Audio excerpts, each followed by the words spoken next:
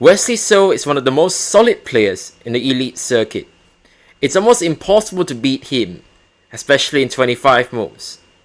How on earth could Caruana do this? Let's take a look. Caruana opened with the Nimzo Indian, and we have a very typical Rubinstein variation. Black plays the move c5, which I'm not really a big fan of. In the past, Wesley has played the move castles, knight e2 and d5, which I think is much more solid. After c5, white plays the move knight ge2. So his idea is of course to play a3 and to take back with the knight, keeping his pawn structure intact. Black plays d5, a3, bishop a5, and now we take on c5. D takes c4, bishop d2. Both sides were still playing very quickly, as this is still well-known theory. However, after the moves knight d7, knight g3, Wesley made a serious mistake. Perhaps he had forgotten his preparation and went for the move b6. His idea is of course that he wants to take b takes c5 and then use the b file for his rook. This is a very sound positional idea, but tactically it seems very risky, and indicates to me that black has lost his sense of danger. There are two main tactical problems with this move. Firstly, this diagonal is opened up, and white can easily exploit this hanging rook. The second thing is that with the move b6, black is blocking his bishop's retreat to c7, and so a move like b4 in the future might just about trap the bishop.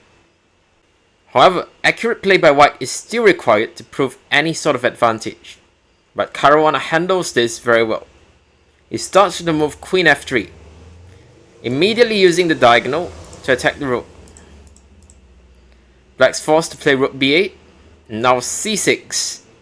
Another strong move, not letting black take on c5. Knight is under attack, so knight e5 is forced.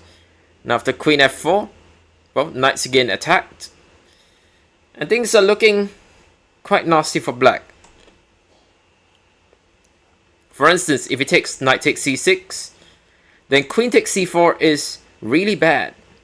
Because the idea is that after bishop b7, now white plays the move b4, and the bishop is trapped. The only way to get out is to play b5, but after knight takes b5, white wins the pawn and retains all his positional advantages.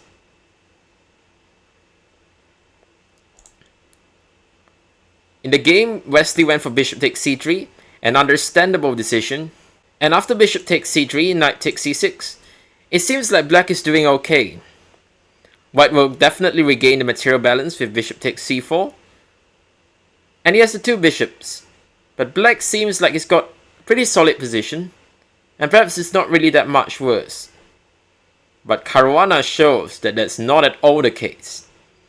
He first starts with the move rook d1, developing with gain of tempo. Black plays queen e7, stepping out of the attack, and now bishop takes c4. And amazingly, this position is almost lost for black. And there are a couple reasons for this. The first is that the move castles, which appears to be very logical, simply loses an exchange for nothing.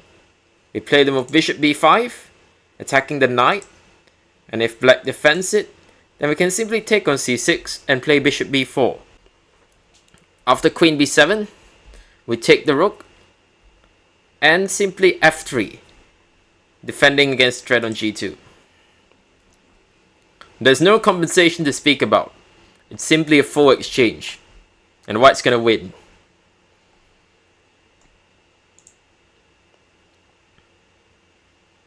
Black's idea was to play b5.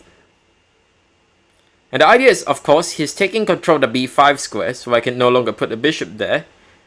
And if white brings his bishop back, for instance, then black can castle, and I'm not sure how bad this is. However, there's a much stronger way for white to continue.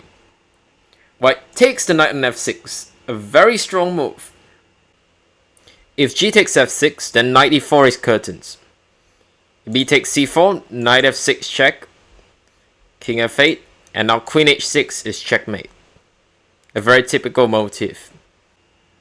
And after queen takes f6, now it jumps in with the queen to d6. And the idea is that now black king can no longer castle, and we're attacking the knight on c6. Black is completely busted here. Black tries his only chance with e5. And his idea is that after a move like knight e4, which looks very strong indeed, his idea is to escape to an endgame, which is obviously very bad.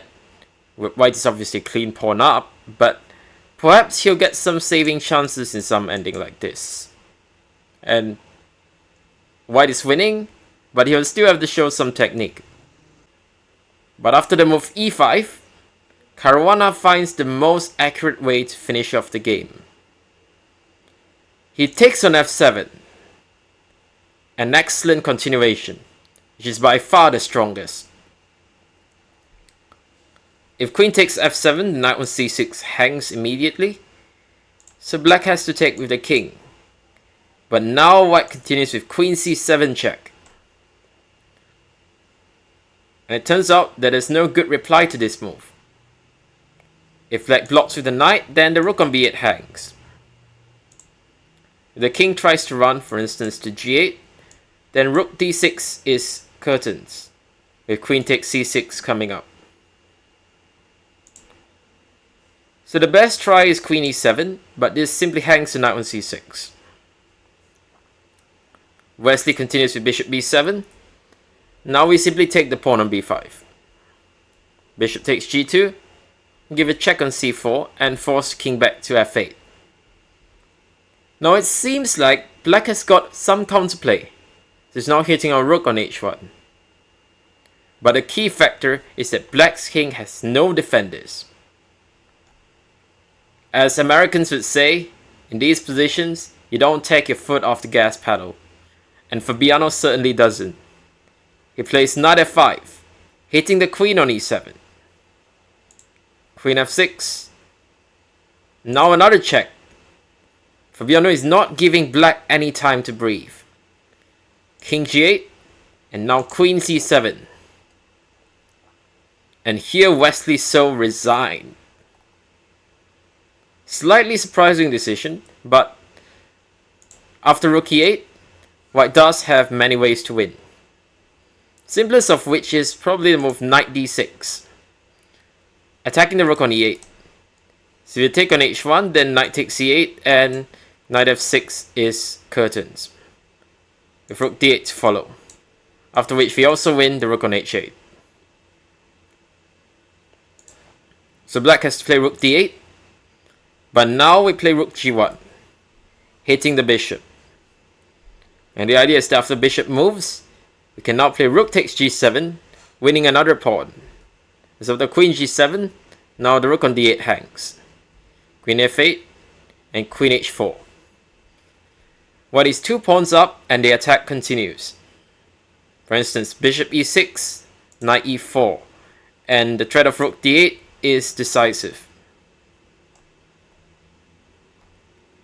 An excellent game by Fabiano, and a model game of how to punish your opponent when he makes opening mistakes.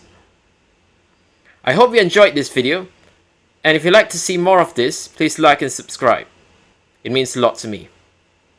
Thanks for watching, and I'll see you next time.